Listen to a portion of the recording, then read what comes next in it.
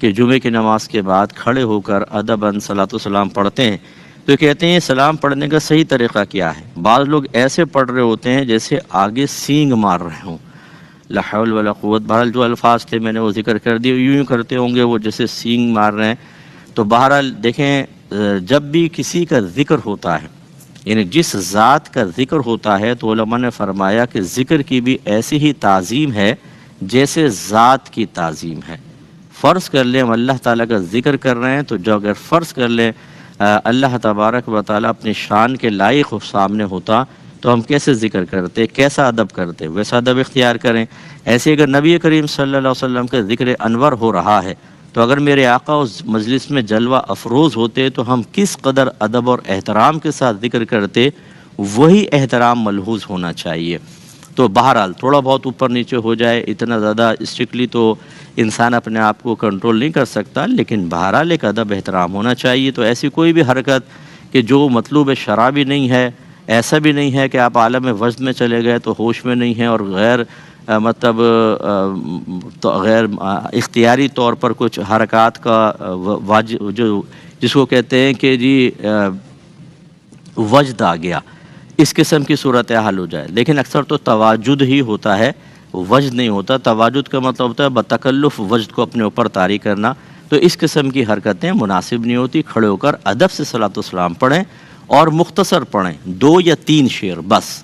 یہ جو ہمارے ہاں ہوتا ہے کہ ایک پہلے مائک پکڑ لیتا ہے، صحیح پڑھنا آئے نہ آئے وہ 10 منٹ لے جاتا ہے، ابھی وہ ختم نہیں کرتا، دوسرا مائک پکڑ لیتا ہے، تیسرا پکڑ لیتا ہے۔ اگر آپ کو اتنا ہی شوق ہے 3 شعر پڑھیں، لوگوں کو جانے دیں، پھر آپ سب کھڑے ہو کے گھنٹوں پڑھ لیں یہاں پر۔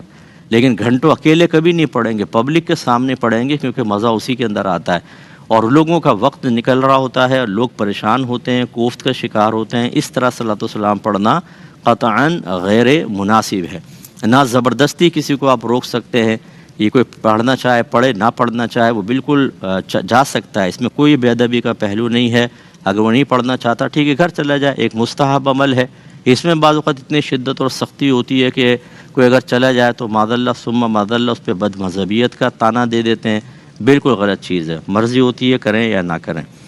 محرم الحرام کا محترم مہینہ ہمارے درمیان موجود ہے۔ مختلف مکاتب فکر اپنی اپنی سوچ، اپنے دلائل اور اپنے اطراف کے ماحول کے مطابق اس میں رسومات اختیار کرتے ہیں، معمولات اختیار کرتے ہیں۔ تو ہر ایک کو کوشش یہی کرنی چاہیے کہ چونکہ فی زمانہ ماحول بہت زیادہ تبدیل ہو چکا ہے، اور اختلافات نے مسلمانوں کو بہت زیادہ کمزور کر دیا، اور دشمن کی چال بھی یہی ہے کہ وہ اس طرح کی کوئی بھی چیز لائٹ میں لا کر چاہتا ہے کہ لڑیں لوگ آپس میں، اور ہمارے ملک کے حالات خراب ہوں، ہماری طاقت ٹوٹے۔ تو اس کا بہترین طریقہ یہ ہے کہ جو اپنی دلیل کے مطابق کسی چیز پر عمل کر رہا ہے، ٹھیک ہے، اسے کرنے دیں، تنقید نہ کریں، کسی پر فساد والی کوئی چیز نہ کریں۔ آپ اپنے مسلک کے مطابق، اپنے مکتب فکر کے علماء کی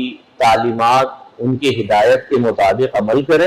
کوئی دوسرا کیا کر رہا ہے اور کیوں کر رہا ہے، اس کو آپ چھوڑ دیں۔ اگر کوئی صحیح کر رہا ہے تو صحیح ہے، اگر فرض کر لیں کہ کوئی غلط کر رہا ہے تو وہ آخرت میں خود اس کا جواب دے۔ ہم جب گرفت کرنے کی طرف جاتے ہیں، تنقیدات کی طرف جاتے ہیں، تو پھر موجودہ دور کے اعتبار سے میں آپ کو عرض کر رہا ہوں کہ حالات بہتر نہیں ہوتے، اور جو ایک نچلی سطح پر رہنے والا شخص ہے جو صرف اپنے اطراف کی چند چیزیں دیکھتا ہے، وہ یہ اندازہ نہیں کر پاتا کہ بعض اوقات ایک علاقائی چنگاری کس طریقے سے پوری دنیا کے لیے آگ بن سکتی ہے۔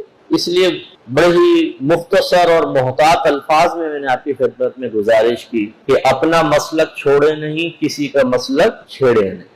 آپ جانیں، آپ سیکھیں کہ آپ کے اہل سنت کے علماء آپ سے کیا کہتے ہیں، کون کون سے معمولات اختیار کرنے چاہیے، اس میں ہماری فیلنگز کیا ہونی چاہیے، ہمارا عمل کیا ہونا چاہیے، کردار کیا ہونا چاہیے، جو ہمارے اطراف میں ہو رہا ہے ہمارے دلائل کے نزدیک کون سا ہم چیز اختیار کر سکتے ہیں اور کون سی نہیں اختیار کر سکتے۔